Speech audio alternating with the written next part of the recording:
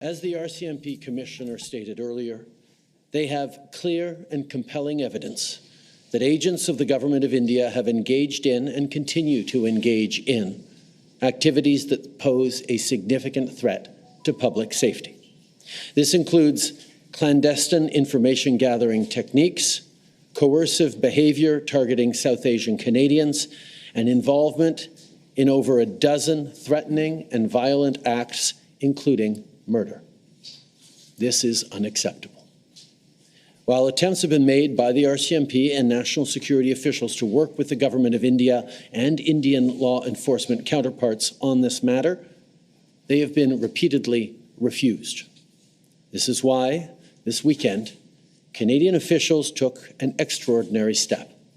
They met with Indian officials to share RCMP evidence which concluded 6 agents of the Government of India are persons of interest in criminal activities.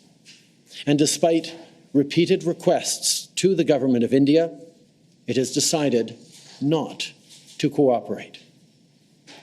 Étant donné le fait que le gouvernement de l'Inde refuses ma collègue, la ministre to cooperate, my colleague, Minister Jolie, had only one choice. Elle a émis un avis d'expulsion pour ces 6 She emitted a notice of expulsion for these 6 individuals who have to leave Canada. They're no longer able to act as diplomats in Canada or to return to Canada for any reason. Be clear.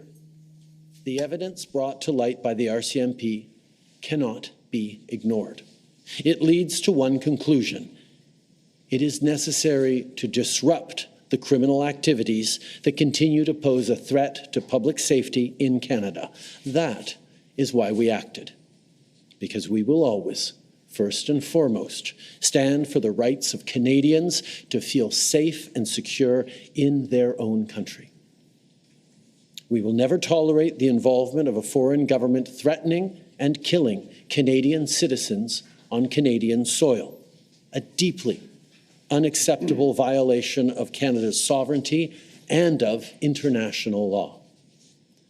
À nouveau, nous demandons au gouvernement de l'Inde we ask the Government of India to cooperate with us in this investigation and put an end to its inaction and false rhetoric, to recognize the credibility of the evidence and the information we've shared up to now, and to reiterate clearly that its positions on extrajudiciary actions elsewhere should be unequivocally aligned with the rule of law. Canada will always defend the right of law and the principles that democracies rest on, and we incite the Government of India to do the same. I know the events of the past year and today's revelations have shaken many Canadians, particularly those in the Indo-Canadian and Sikh community. Many of you are angry, upset, frightened. I get that. This shouldn't happen.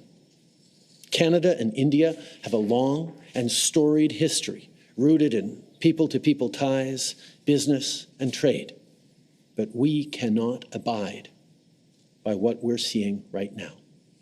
Canada fully respects the sovereignty and territorial integrity of India.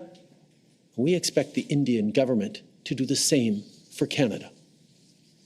As Prime Minister, it is my responsibility to provide reassurance to those who are feeling their safety has been compromised, but most importantly, it is my responsibility to take action and to never hesitate in doing what is necessary to protect Canadians. That is precisely what we are doing today.